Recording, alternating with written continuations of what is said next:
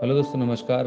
मैं आपके साथ एक बहुत ही इम्पोर्टेंट फैक्ट शेयर करने जा रहा हूं। जैसे आप देख पा रहे हैं कि आप जानते हैं कि एक इंसान, एक ह्यूमन बीइंग पर डे लगभग 11,000 लीटर एयर ले रहे होते हैं। यस दोस्तों, हम दिन में लगभग 2 से 3 लीटर पानी पीते हैं, लगभग 250 से 300 ग्राम अप्रॉक्स 500 ग्राम खाना खाते हैं। लेकिन सबसे ज़्यादा जो क्वांटिटी कंज्यूम कर रहे होते हैं वो एयर, 11,000 लीटर एयर हम पर डे इनहेल कर रहे होते हैं। हम खाने के लिए बहुत कंसर्न रहते हैं, हम बहुत साफ़ सुथरा हेल्दी न्यूट्रिशियस फूड खा रहे होते हैं। हम पानी के लिए बहुत कंसर्न रहते हैं, हम साफ़ सुथरा पानी पी रहे होते हैं। और क्या कभी आपने एयर के बारे में सोचा? शायद ये एयर हमें दिखाई नहीं देती और हमें इसके बारे में ज़्यादा पता नहीं है, पर मैं आज आपको बताना चाहूँगा कि 11,000 लीटर एयर हमारे ज़िंदगी के लिए बहुत ज़रूरी है। आप 2 दिन 3 दिन खाना नहीं खाएँ, चल सकता है। आप 1 दिन पानी नहीं पिएँ, चल सकता है। लेकिन अगर 1 से 2 मिनट साँस एयर नहीं ली, तो क्या हम जी पाएँगे? नहीं जी पाएँगे। दोस्तों, एयर जो है वो हमारे जीवन के लिए बहुत-बहुत ज़रूरी है। समझते हैं एयर का हमारी ज़िंदगी में क्या रोल है? डब्ल्यूएचओ की रिपोर्ट के हिसाब से अगर देखा जाए तो एक आम इंसान 24 घंटे में से लगभग अपना 14 से 16 घंटे, एटलीस्ट 15-16 घंटे हम अपने घर के अंदर मतलब इंडोर बिता रहे होते हैं। और अगर मैं आपसे बात करूं पॉल्यूशन को लेके, तो आउटडोर एयर ज़्यादा पोल्यूटेड है या इंडोर एयर ज़्यादा पोल्यूटेड है? आउटडोर मतलब आपके घर के बाहर। ज़्यादातर लोगों को या शायद आपको भी लगता होगा कि बाहर ज़्यादा पोल्यूशन है, आपके घर के अंदर तो साफ़ सुथरा रहता है। बट मैं आपको बताना चाहूँगा कि आउटडोर एयर हमारी इंडोर एयर से ज़्यादा साफ़ होती है। इंडोर एयर बहुत ज़्यादा पोल्यूटेड है। उसका सबसे बड़ा कारण है कि हमारे घर के अंदर कवर्ड रहता है, वेंटिलेशन नहीं होता है और घर के अंदर बहुत सारी चीज़ें होती हैं जो वही एयर हमारे घर में सर्कुलेट होती रहती है। जैसे आप देख पा रहे हैं, परफ्यूम्स हैं, bacteria, viruses, mould, cleaning product, pets, तमाम सारी ऐसी चीज़ें रहती हैं जिसकी वजह से इंडोर एयर आउटडोर एयर से कई गुना ज़्यादा पोल्यूटेड होती है, हार्मफुल होती है। इंडोर एयर में इतना सारा पोल्यूशन होता कैसे है?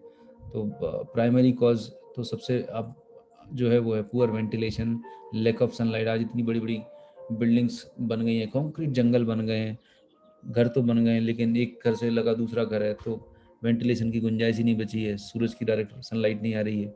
ये प्राइमरी कॉज है। सेकेंडरी कॉज जो है वो ये है, हमारा बेडरूम में आप देखेंगे तो पेट एयर्स, डस्ट माइट्स है, बाथरूम में tobacco smoking, living area, right, toxins हैं और भी तमाम सारे केमिकल्स होते हैं जो हमारे घर के अंदर हम यूज़ कर रहे होते हैं, प्रोड्यूस हो रहे होते हैं। तो सारा का सारा ये पोल्यूटेंट हमारे इंडोर एयर में रहते हैं। और जब ये केमिकल्स और पोल्यूटेंट्स लगातार आपकी बॉडी में जा रहे होते हैं थ्रू एयर, तो इसकी वजह से हमें तमाम तरह की प्रॉब्लम्स होने लगती हैं, क्योंकि हमारा जो रेस्पिरेटरी सिस्टम है इसमें एक डिफेंस मैकेनिज्म होती है। बीमारियों से लड़ने के लिए हमारा एक इंटरनल डिफेंस मैकेनिज्म होता है। तो जब कभी भी कोई भी ऐसा हार्मफुल पार्टिकल्स आपके बॉडी में जाता है सांस के माध्यम, तो सबसे पहले आपको छींक आती है, राइट। सबसे कॉमन आपके बॉडी की डिफेंस मैकेनिज्म होती है छींक आना, राइट। उसके बाद आपकी नाक से आंखों से पानी आता है, म्यूकस सिक्रेशन होता है।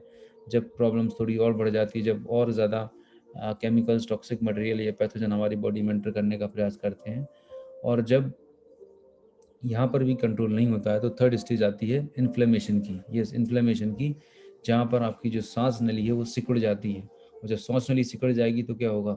सांस नली सिकुड़ने का एकमात्र रीज़न ये है कि आपकी बॉडी जो है, आपकी बॉडी का जो सिस्टम है वो ये चाहता है कि आपकी बॉडी में जो टॉक्सिन्स है या केमिकल्स हैं, पोल्यूशन बॉडी के अंदर ना जाए, इसलिए वो सांस की नली सिकुड़ जाती है। जब सांस की नली सिकुड़ जाएगी तो आपको सांस लेने में तकलीफ होगी और लॉन्ग टर्म में ये अस्थमा में कन्वर्ट हो जाता है। तो ये तो हमने जाना बेसिक एयर के बारे में कि एयर कैसे, कितनी आप एयर कंज्यूम कर रहे हैं और आपकी बॉडी कैसे रिस्पॉन्ड करती है अगर एयर के माध्यम से कोई केमिकल पोल्यूटेंट आता है। दोस्तों, अभी जो पेंडेमिक का दौर चल रहा है, कोविड-19 का दौर चल रहा है, और अब बहुत सारे रिपोर्ट से बता रहे हैं कि जो कोविड-19 वायरस है, ये आप जब बातचीत करते हैं तो हमारे बातचीत करने से कुछ ड्रॉपलेट्स आते हैं, उनके माध्यम से फैल रहा होता है। और दूसरा सबसे बड़ा रीज़न है, अभी लैंसेट नाम की एक बहुत ही प्रसिद्ध रिसर्च संस्था है, जहाँ पर ये बताया गया है कि ये कोविड-19 वायरस, सार्स कोव 2 वायरस, जिसके द्वारा कोविड-19 नाम की बीमारी हो रही है, ये वायरस एयर के माध्यम से फैल रहा है, हवा के माध्यम से फैल रहा है। दोस्तों, यही वो रीज़न है कि जो सेकंड वेव आया वो इतना खतरनाक था कि कोई भी व्यक्ति अगर आपके घर में, आपके अड़ोस पड़ोस में, या आप किसी ऐसी एरिया से निकल रहे हैं जहाँ पर कोविड-19 पेशेंट हैं, कोविड पेशेंट जब सांस अंदर लेगा और छोड़ेगा तो वो सांस के माध्यम से वायरस एयर में फैल जाता है, राइट। और उसी समय अगर आप उसके कांटेक्ट में आते हैं तो वायरस का इन्फेक्शन हो जाता है, राइट। पता भी नहीं चलता, एयर को आप देख नहीं सकते। बहुत जो सर ऐसे केसेस थे कि आप जिस कॉलोनी में रहते हैं, सोसाइटी में रहते हैं, आप अगर तीसरे माले पर रहते हैं, चौथे पाँचवें माले पर अगर किसी की कोविड-19 है, वो होम क्वारंटाइन है, तो उसके आस पड़ोस के लोगों को भी कोविड का इन्फेक्शन हो गया। It is because of air born, ये एयर की वजह से फैल रहा था।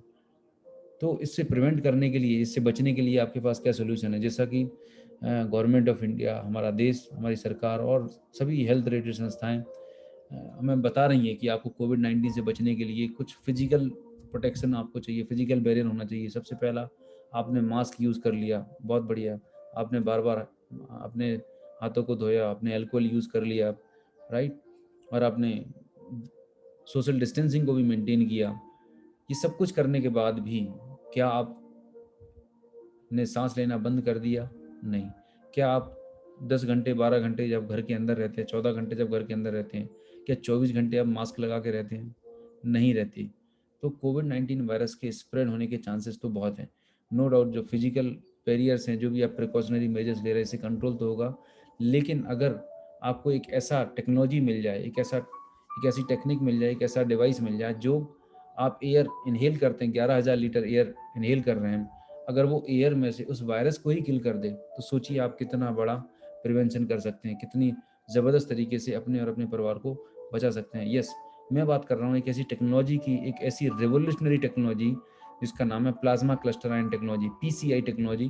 दोस्तों, इस टेक्नोलॉजी पर रिसर्च किया गया है और ये जापान की बहुत ही लीडिंग संस्था है, लीडिंग ऑर्गेनाइजेशन है, साइंटिस्ट हैं जिन्होंने कोविड-19 वायरस पर रिसर्च किया है कि प्लाज्मा क्लस्टर के माध्यम से, प्लाज्मा क्लस्टर आयन टेक्नोलॉजी के माध्यम से, ये एकमात्र दुनिया की टेक्नोलॉजी है जो कोविड-19 वायरस को किल करने में, yes, plasma cluster ion technology कोविड-19 वायरस को किल करने में सक्षम है।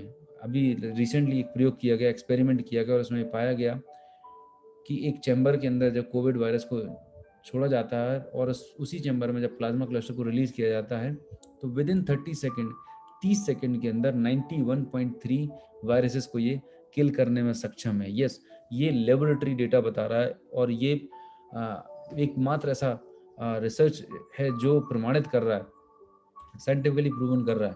तो आप सोच के देखिएगा, अगर आपके घर पर, आपके ऑफिस में, आप जहाँ पर भी रह रहे हैं, आपके घर में एक ऐसा डिवाइस है जो प्लाज्मा क्लस्टराइन टेक्नोलॉजी पे बेस्ड है, राइट, जो प्लाज्मा क्लस्टराइन जनरेट कर रहा है, तो इससे सबसे बड़ा बेनिफिट क्या होने वाला है कि जब आप अपने घर में इस डिवाइस को, इस टेक्नोलॉजी को यूज़ करेंगे, तो प्लाज्मा क्लस्टर आयन के कॉन्टैक्ट में जैसे ही कोविड वायरस आएगा, ये उस वायरस को किल कर देते हैं, राइट। और जब वायरस ही खत्म हो जाएगा, एयर से ही वायरस खत्म हो जाएगा, तो उससे जो इन्फेक्शन होने के चांसेस हैं आपके और आपके परिवार के, वो बहुत हद तक कम हो जाएंगे, मिनिमाइज हो जाएंगे। आप जो भी फिजिकल बैरियर्स और प्रिवेंशन ले रहे थे, लेते रहिएगा, और उसके साथ साथ में अगर ये टेक्नोलॉजी को आप अपने घर में यूटिलाइज करते हैं, तो यकीन मानिए आप अपने घर से, आप अपने परिवार और अपने बच्चों को, अपने सभी फैमिली मेम्बर्स को काफ़ी हद तक स्वस्थ और सुरक्षित रख सकते हैं। ये साइंटिफिकली प्रूवन टेक्नोलॉजी है। अगर आप वाकई में सीरियस हैं अपनी हेल्थ के लिए, अपने परिवार की हेल्थ के लिए, तो इस वीडियो को जिस व्यक्ति ने आपको साथ शेयर किया है, आप उस व्यक्ति से कॉन्टैक्ट करें। वो इस टेक्नोलॉजी के बारे में, उस डिवाइस के बारे में आपको डिटेल में बताएंगे। Thank you so much.